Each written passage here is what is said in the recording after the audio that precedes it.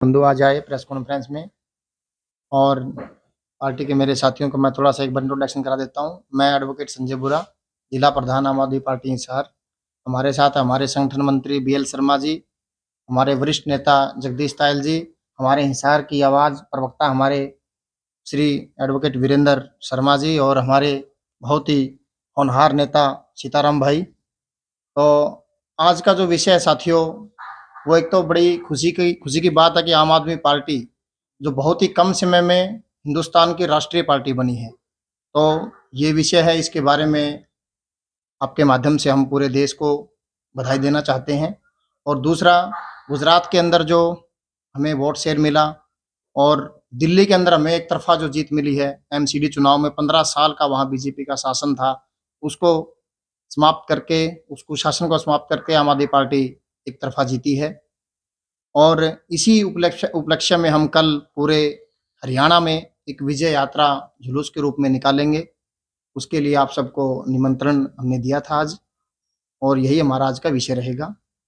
ये इस यात्रा कहाँ से शुरू होगी, कहाँ तक है? ये हिसार से शुरू होगी सर, आज़ाद नगर से, जो नलवा हल्के का क्षेत्र पड़ता है, वहाँ हम आज़ाद नगर से लगभग नहर के पास से इसको हम स्टार्ट करेंगे और शहर से होते हुए ये निकलेगी बरवाड़ा की तरफ। बरवाड़ा से नारनौंद, उकलाना, नारनौंद और हांसी से होते वापस हिसार में आएगी सर। ये पूरे के पूरे हम साथ के साथ विधानसभाओं को इसमें शामिल करेंगे और साथ के साथ विधानसभाओं के हमारे पदाधिकारी कार्यकर्ता साथ इसमें शामिल रहेंगे और पूरे हरियाणा में निकलेगी सर। ये हर जिले में यात्रा निकलेगी। समय क्या रहेगा सर? समय लगभग सुबह 9 से 10 के बीच में हम इसको स्टार्ट करेंगे और 7-8 बजे तक शाम को समापन होगा। क्या आम आदमी पार्टी का कोई बड़ा चेहरा भी इसमें शिरकत करने वाला है? देखिए, जगह-जगह पर हमारे जो नेता हैं सभी, चाहे राष्ट्रीय नेता हों, चाहे प्रदेश स्तरीय हों, चाहे ज़ोन स्तरीय हों, वो हर जगह कहीं न कहीं पार्टी के जितने भी हमने पॉइंट बनाए हैं, जॉइन करेंगे। क्योंकि एक साथ ये 22 के 22 जिलों में निकाली जा रही है, तो रैंडमली जहाँ भी जगह मिलेगी, जहाँ भी उनको समय मिलेगा, वो पूरे हरियाणा में घूमेंगे और जहाँ भी उनको समय मिलेगा, वही हमें जॉइन करेंगे। ये जो यात्रा आपने जिसकी जानकारी अभी दी, तो इसमें क्या ये सिर्फ कार्यकर्ता शामिल होंगे या आम व्यक्ति या आम नागरिक भी इसमें बिल्कुल, शामिल? सबका स्वागत है जी। पूरे प्रदेश में निकल रही है, पूरे हमारे जिले में निकलेगी, तो सभी कार्यकर्ता आम आदमी, सारे आम आदमी हैं जो सर, भी आप इसमें। विजय जुलूस निकालने वाले हैं, दिल्ली के अंदर डबल डेकर सरकार बन गई है आप लोगों की, किस तरीके से आगे की रूपरेखा रहेगी? देखिए, आगे की रूपरेखा स्पष्ट है कि आम आदमी पार्टी एक बहुत ही मजबूत विकल्प पूरे देश में बन के उभरी है और आने वाले समय में पूरे देश में हम इस बात को लेके जाएंगे कि इलेक्शन जो है, चुनाव जो है, जाति पाति धर्म से ऊपर उठकर भी लड़ा जा सकता है, विकास के नाम पे भी लड़ा जा सकता है। ये चीज़ हमने करके दिखाई है। बाकी मेरे बहुत से साथी अब बैठे हैं, इसके बारे में और भी बताएंगे आपको। बताया जा रहा है कि बीएल शर्मा जी। 15 साल का रिकॉर्ड जो ब्रेक डाउन करा है बीजेपी का, 15 साल का एमसीडी की बात, तो इसका साथ साथ विजन क्या लेके चल रही है आम आदमी पार्टी एमसीडी? देखो, सबसे पहले तो आप लोगों का स्वागत है।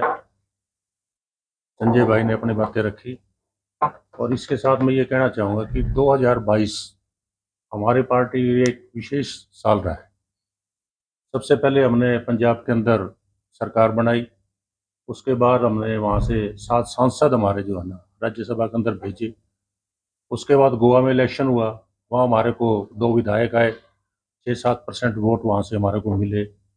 उसके बाद गुजरात के अंदर हमने पहली दफ़ा चुनाव लड़ा और हमारी 5 सीटें आई और लगभग 13% के करीब जो ना हमारे को वोट मिला। और सबसे बड़ी बात जो आम आदमी पार्टी की अचीवमेंट ये रही कि 10 सालों के अंदर ये मेरे ख्याल में गिने चुने इंसिडेंट होंगे हिंदुस्तान के अंदर जो ना 10 सालों के अंदर कोई पार्टी राष्ट्रीय पार्टी में। और जहाँ तक दिल्ली की बात है, दिल्ली में हमारी सरकार थी, पिछले 3 टर्म से हम जो ना वहाँ सरकार में हैं। लेकिन दिल्ली का जो परिस्थिति आप लोगों के सामने, वहाँ सेंटर की अलग पावर्स हैं, जैसे उनके पास जो लॉ एंड ऑर्डर उनके पास है, स्टेट के पास अलग पावर है। और वहाँ की एमसीडी जैसे हमारे हिसार के अंदर है, वो एक अलग मेयर की पावर होती है, लेकिन वहाँ एक अलग वो सेंटर के अंदर होती है। वहाँ दिल्ली सरकार जो है ना, एक जब तक सेंटर और एमसीडी साथ में ना हो, काम ना करें, तो सरकार के लिए बड़ा मुश्किल हो जाता था। यानी मैं तो ये कहता हूँ कि पहले सरकार हमारी मेन रोड पे चलती थी और अब हम जो है ना गलियों में जाएंगे, गलियों में जो मेन समस्याएं होती दिल्ली के लोगों की, उसको हल करेंगे। अब जो है ना, पहले तो हमने जो बिजली फ्री करी, जो हमारे स्कूल थे वो हमने जो स्टेट गवर्नमेंट के अंडर आते थे, लेकिन अब जो एमसीडी के स्कूल थे और एमसीडी के जो हॉस्पिटल थे उनके अंदर भी बहुत बुरा हाल था, खास करके जो सफाई की व्यवस्था थी। और सबसे बड़ी जो चीज़ थी वहाँ एक लेंटर माफिया, हर लेंटर के ऊपर लाख 2 लाख रुपए जो है ना वहाँ एमसीडी को रिश्वत देनी पड़ती थी। और वही एक भ्रष्टाचार का जो है ना मेन कारण दिल्ली की एमसीडी हारने का कारण बना। तो दिल्ली में अब आए हैं, लोगों को उम्मीद है और हमारी भी जिम्मेवारी बड़ी है। हम लोगों को जो हमने पिछले 10 साल काम करके दिया है आम लोग पब्लिक को, तो हमारे ऊपर भी बहुत बड़ी जिम्मेवारी और उम्मीदें हैं कि अब जो है ना एमसीडी में आए हैं तो जो पुराना भ्रष्टाचार, और सबसे बड़ी बात, जब हम दिल्ली में जाते तो कोई भी ऐसा पॉइंट नहीं था जहाँ हमारे को कूड़े के ढेर नजर ना आते। इस दफ़ा वो भी एक बहुत बहुत बड़ा इशू बना और वो भी अब हमारे लिए चैलेंज है कि हम जिस जिस इश्यूज को लेके दिल्ली में आए हैं वो हम लोगों की जो है ना आकांक्षाओं पे पूरा उतरेंगे। और नेशनल पार्टी आई बनी है हमारी, अब धीरे धीरे जो है ना इस तरीके से लोगों का प्यार और आशीर्वाद मिल रहा है, हम आगे भी जो है ना दूसरे स्टेटों में भी जाके अपनी पार्टी का प्रचार और प्रसार करेंगे।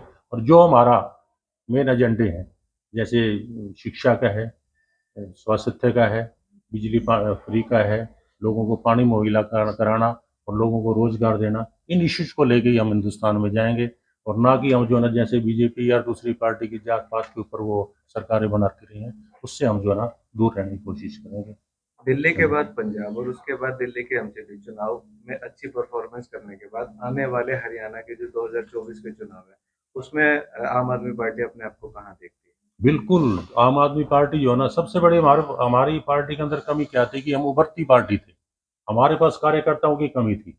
हमारे पास दिल्ली में हरियाणा में गिने चुने कार्यकर्ता थे, हमने वो जोर पहले दिल्ली में लगाया, दिल्ली में हमारी सरकार बनी, फिर हमने पंजाब में लगाया, अब हमने जो है ना राजस्थान में, आने वाले समय में हरियाणा में भी बहुत अच्छी परफॉर्मेंस देगा। आजमपुर उपचुनाव तो हार गए सर। देखो ये एक उपचुनाव जो है ना, ये एक समीकरण होते हैं, आपको पता है कि वो सरकार के साथ ही चलते हैं हमेशा। और आदमपुर का चुनाव और दूसरे चुनाव में बहुत अंतर होता है, क्योंकि वो एक परिवार का चुनाव था। कुलदीप बिश्नोई या भजनलाल परिवार हमेशा ही जीतता रहा है, वो किसी भी पार्टी में रहा, उन्होंने अपनी पार्टी बनाई तो भी जीतते रहे हैं वो तो एक हमने अपनी पार्टी को जो है ना यहाँ हरियाणा के अंदर लॉन्च करने की कोशिश की थी। तो अभी मान लिया जाए कि वहाँ पे भजनलाल परिवार ही जीतेगा, जैसा आप कह रहे हैं। नहीं, देखो नेगेटिविटी बहुत थी, लेकिन भजनलाल परिवार, भजनलाल जी के किए हुए काम, और उसके बाद सरकार थी, और इतने सालों से जो वहाँ जो है ना काम नहीं हो रहे थे, लोगों को एक उम्मीद थी कि जो है ना जो इतने सालों से जो सूखा पड़ा हुआ है उसको जो है ना अ, सरकार जो है ना दूर करने की कोशिश करेगी। अगर सरकार इन्होंने काम नहीं किए तो जो है ना, कल मुख्यमंत्री मनोहर लाल खट्टर ने कहा कि आम आदमी पार्टी अरविंद केजरीवाल सारा पूरा जो दल है वो हवाई हवाई बातें करता है। हवाई की हमने तो जब्त होगी वहाँ पर भी हमने तो हिमाचल में खाता हमने तो था। ग्राउंड पे काम किया, इसीलिए लोग हमारे को एक्सेप्ट कर रहे हैं। हवाई बातें होती तो हवाई तो लोग एक्सेप्ट थोड़ी करते। हरियाणा में खासकर चुनाव की जब भी बात या जिक्र होता है तो जो आम आदमी पार्टी के पुराने कार्यकर्ता है, जिस समय पार्टी का कोई वजूद नहीं था तब भी वो आम आदमी पार्टी के साथ खड़े रहे थे, लेकिन एक दबी आवाज में ये कहते हैं कि आम आदमी पार्टी पुराने कार्यकर्ताओं को नकारते हुए नए चेहरों को मौका देती नहीं, ऐसा कोई बात नहीं, हमारे पुराने कार्यकर्ता भी सारे हमारे साथ। कल भी हम लोगों को फोन किया, आए, हमारे जो सेलिब्रेशन किया हमने उसके अंदर भी हमारे पुराने कार्यकर्ता थे, और पुराने कार्यकर्ता हमारे साथ ही हैं। आदमपुर उपचुनाव थोड़ा की मौका ऐसी दो। कौन सी गलतियां हैं जिसे सीख लेकर के आप 2024 के विधानसभा चुनाव की तैयारी करें? जगदीश तायल जी बताएं। ये जगदीश तायल जी। हमारे वरिष्ठ नेता जगदीश तायल जी। सबको मेरा नमस्कार। पहले तो हम आम आदमी पार्टी राष्ट्रीय पार्टी बनी है, उसके लिए मैं आप सब लोगों के सहयोग से बनी है। आप सबको मैं इस बात की बधाई देता हूँ कि आम आदमी पार्टी को भारतीय जनता ने, भारतवासियों ने राष्ट्रीय स्तर पर स्वीकार किया है। इसके लिए आप सब पत्रकार बंधु बधाई के पात्र है। आप सब लोगों की वजह से ये हो पाया। सर, आदमपुर उपचुनाव की ऐसी कौन सी गलतियां रही जिससे सीख लेकर के आप 2024 के चुनावों की रूपरेखा तय करेंगे?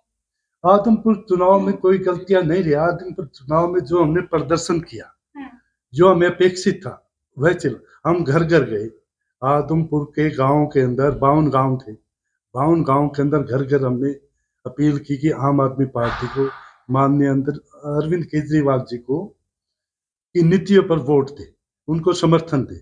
जनता ने जैसा था वैसा समर्थन दिया, हमारी बातें बड़े गौर से सुनी।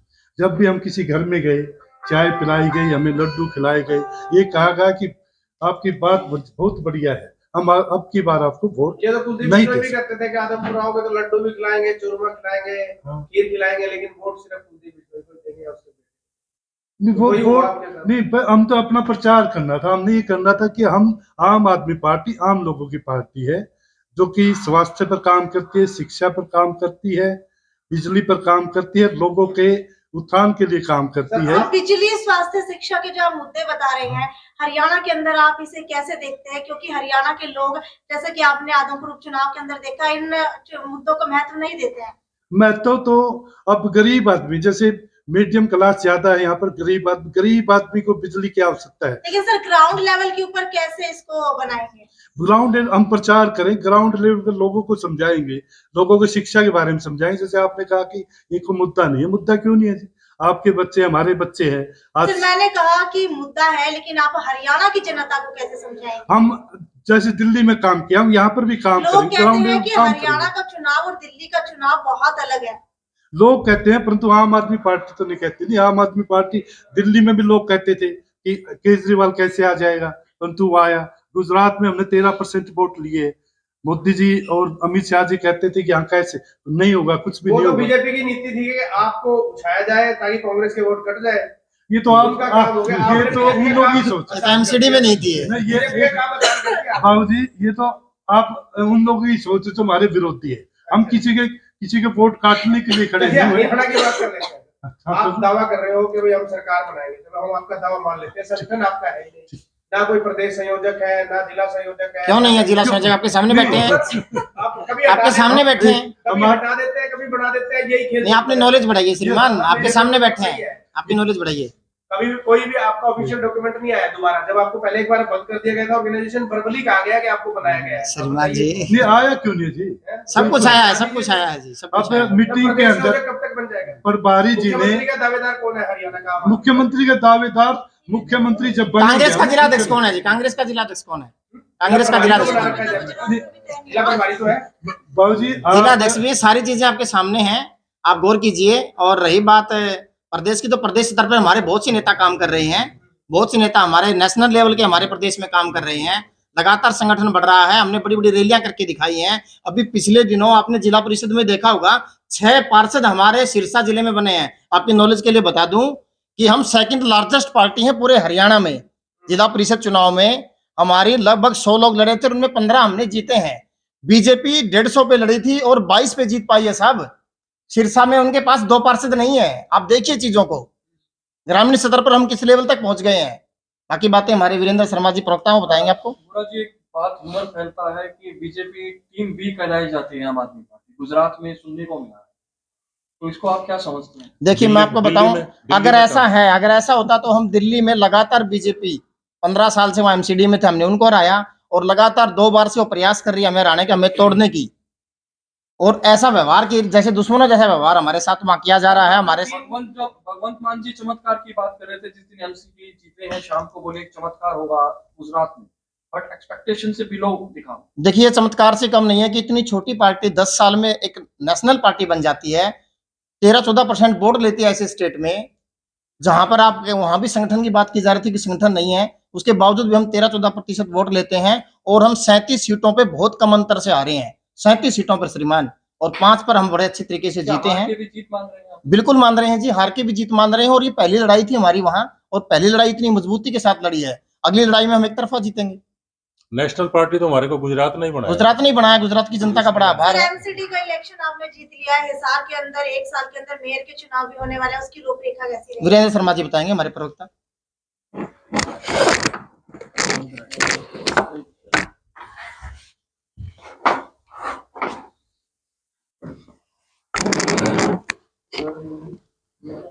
सबसे पहले तो सभी दर्शकों को आम आदमी पार्टी की तरफ से एमसीडी चुनाव जीतने पर और आम आदमी पार्टी नेशनल पार्टी बनने पर सभी दर्शकों को, पूरे देशवासियों को बहुत बहुत बधाई देता हूं।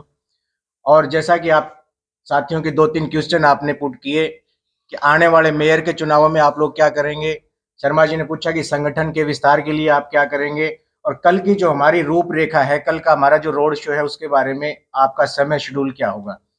तो शर्मा जी, सबसे पहले तो आपका क्वेश्चन का जवाब देता हूं कि कोई भी संगठन अगर बनता है, शुरुआती दौर में वो संगठन बहुत छोटा होता है और उस संगठन को बड़ा होने में थोड़ा समय लगता है, और जैसे जैसे संगठन बड़ा होता है, विस्तार होता है, उसके हिसाब से पार्टी अपने संगठन का विस्तार करती है। और जैसे जैसे जनता जुड़ती है किसी भी संगठन के साथ में, उससे और अच्छे प्रभावशाली लोग पार्टी के साथ जुड़ते हैं, और उन प्रभावशाली लोगों को अच्छे तरीके से दिशा निर्देश पार्टी को मिले, उनका अनुभव पार्टी के काम आए, उसमें समय समय पर पार्टी और संगठन अपना बदलाव करते हैं। और उसी के तहत हमने संगठन को भंग किया था, और हमारे को आदमपुर इलेक्शन में संगठन की जरूरत महसूस हुई, और अच्छे काबिल लोगों ने ज्वाइन किया पार्टी को, और हमने संगठन को दोबारा से बहाल कर सर, दिया। क्या ऐसा नहीं होना चाहिए कि संगठन एक बार आप मतलब जैसे जिसको भी बनाना है, चाहे एक्स को बनाए, वाई को बनाए, आपको बनाए, संजय जी को बनाए, सीताराम जी को बनाए, कि एक बार संगठन इस तरीके से बनाया जाए कि एक पैठ बने। शर्मा जी, नई पार्टी भी बिल्कुल है, वो नहीं बिल्कुल, होना चाहिए। मेरी आप समझने की कोशिश कीजिए। कोई भी संगठन बनता है तो उसको परमानेंट की भाषा में आप क्या कहेंगे, कौन सा परमानेंट कोई होता है? अवधि तो हमारा होती है, कईयों हमारा की 3 साल हाँ, अवधि है, कईयों की 5 साल है, कईयों की 2 साल है। देखिए, अब जो पहले जो हमारा संगठन जो काम कर रहा था, वो संगठन पिछले 2 साल से बहुत बढ़िया तरीके से एक्टिव मोड में उस संगठन ने काम किया, पार्टी को बहुत मजबूत किया उस संगठन ने, उसने बहुत सारी ज्वाइनिंग करवाई। लेकिन एक प्रोग्रेस के तहत जो जो चीजें होती हैं, पार्टी का हाईकमान जो जिसको उचित लगता है वो अपने निर्णय लेता है, उसी का निर्णय था। जैसा कि आप सभी लोग नेता ये बड़ा मतलब जोर शोर से प्रचार कर रहे हैं कि दिल्ली एमसीडी चुनाव हमने जीत लिया। बिल्कुल आपने जीत लिया, लेकिन वोट प्रतिशत अंतर सिर्फ 3% का है, और वहां पर भी जो कोर वोट बैंक मुस्लिम का था वो कांग्रेस से आपके पास आया था, वहां पर 9 में से 7 पार्षद कांग्रेस के मुस्लिम बने हैं। तो आपको ये नहीं लगता कि आपका वोट बैंक या परसेंटेज ऑफ वोट कम होता जा रहा है, और आगे आने वाले विधानसभा चुनाव में काफी बड़ी फाइट? देखिए, अगर आप लोग वोट परसेंटेज की जो बात करते हैं, तो वोट परसेंटेज हमने गुजरात के अंदर 13% वोट हमने लिया है। तो वोट परसेंटेज की बात करें तो आप गुजरात की बात करें। अगर आप बात करते हैं हिंदू और मुस्लिम का वोट नहीं आया, हिंदू का वोट नहीं आया, तो आम आदमी पार्टी ऐसी पार्टी है जो आम शिक्षा की बात करती है, जो स्वास्थ्य की बात करती है। हम लोग हिंदू मुस्लिम की राजनीति नहीं करते हैं, ये लोग तो दूसरे लोग हैं जो हिंदू मुस्लिम की राजनीति करते हैं। हम आम आदमी की राजनीति करते हैं, हम आम आदमी की आवश्यकता क्या है उसकी राजनीति करते हैं, आम आदमी को क्या चाहिए हम उसकी बात करते हैं। अभी आप शिक्षा की बात कर रहे हैं, आदमपुर उपचुनाव में आम आदमी पार्टी ने शिक्षा संवाद यात्रा का बहुत अच्छा कार्यक्रम जो है चलाया, और लोगों को समझ भी आया, लेकिन फिर भी जो लोग हैं ना, उन्होंने आम आदमी पार्टी को वोट क्यों नहीं? देखिए, लोगों ने आम आदमी पार्टी को वोट क्यों नहीं दिया, ये आप कैसे कह सकते हैं? मैं ये कहता हूं, आम आदमी पार्टी को 3,500 आम आदमी पार्टी के जो डेडिकेटेड कार्यकर्ता थे, उन लोगों ने आहुति डाल के आम आदमी पार्टी को मजबूत करने का कार्य किया। जो 3,500 जो हमारे कार्यकर्ता हैं, पहले आप लोग ही पूछते थे कि आदमपुर में आपके 100-200 कार्यकर्ता हैं। आज वो वक्त है कि 3,500 हमारे डेडिकेटेड कार्यकर्ता आम आदमी पार्टी के खड़े हुए हैं। वो शिक्षा के ऊपर खड़े हुए हैं, वो स्वास्थ्य की भाषा के ऊपर खड़े हुए हैं, वो दिल्ली मॉडल को समझ करके वो खड़े हुए हैं। आम आदमी पार्टी आदमपुर में आने वाले चुनाव में बहुत बढ़िया फाइट देगी, और हरियाणा हम जीत के दिखाएंगे। सर, आप ये कह रहे हो कि भाई आम आदमी पार्टी आम आदमी की बात करती है, हम जाति पाति धर्म पे विश्वास नहीं करते, लेकिन जब भी कोई पार्टी टिकट देती है, चाहे आपकी पार्टी हो, चाहे भारतीय जनता पार्टी हो, लोकदल हो, कोई भी हो, कांग्रेस हो, सबसे पहले जातिगत आंकड़े निकाले जाते हैं कि कौन सी जाति। देखिए ऐसा है, दूसरी पार्टी, कारण से आपने आदमपुर में जाट उम्मीदवार उतारा। देखिए दूसरी पार्टी किस पे फोकस करती हैं, कौन से आंकड़े निकालती हैं, वो जवाब तो वो लोग देंगे। मैं फिर वही कहता हूं कि आम आदमी पार्टी शिक्षा की बात करती है, स्वास्थ्य की बात करती है, महिलाओं के सम्मान की बात करती है। आम आदमी पार्टी जाति और धर्म की बात नहीं करती। और सभी साथियों से, सभी जितने भी हमारे कार्यकर्ता हैं हिसार जिले के, तो हमारे आदरणीय प्रदेश के प्रभारी डॉक्टर सुशील गुप्ता जी के आदेश अनुसार कल 10 तारीख को सुबह 10 बजे हिसार जिले के इंटीरियर में जितने भी हलके हिसार जिले के साथ लगते हैं, सभी हलकों के तहत आम आदमी पार्टी एक विजयी रोड शो करने जा रही है। तो सभी कार्यकर्ताओं से, आम आदमी के पार्टी के जुझारू कार्यकर्ताओं से अपील करता हूं, अनुरोध करता हूं कि कल 10 बजे आजाद नगर से शुरू होने वाले रोड शो में आकर के विजय जुलूस में शामिल हों, और आम आदमी पार्टी को राष्ट्रीय पार्टी का दर्जा मिलने पर और एमसीडी चुनाव में बहुत भारी भरकम जीत हासिल करने पर, और बीजेपी द्वारा जो कूड़ा दिल्ली में फैलाया गया है उसको एक झाड़ू से साफ करने पर उस विजय जुलूस में आप लोग सब शामिल हों। और सभी मीडिया बंधुओं का, सभी छायाकार साथियों का, हमारी प्रेस कॉन्फ्रेंस में आप लोग पहुंचे हैं, आपका बहुत बहुत हार्दिक अभिनंदन, बहुत बहुत स्वागत, आप लोगों का बहुत बहुत धन्यवाद।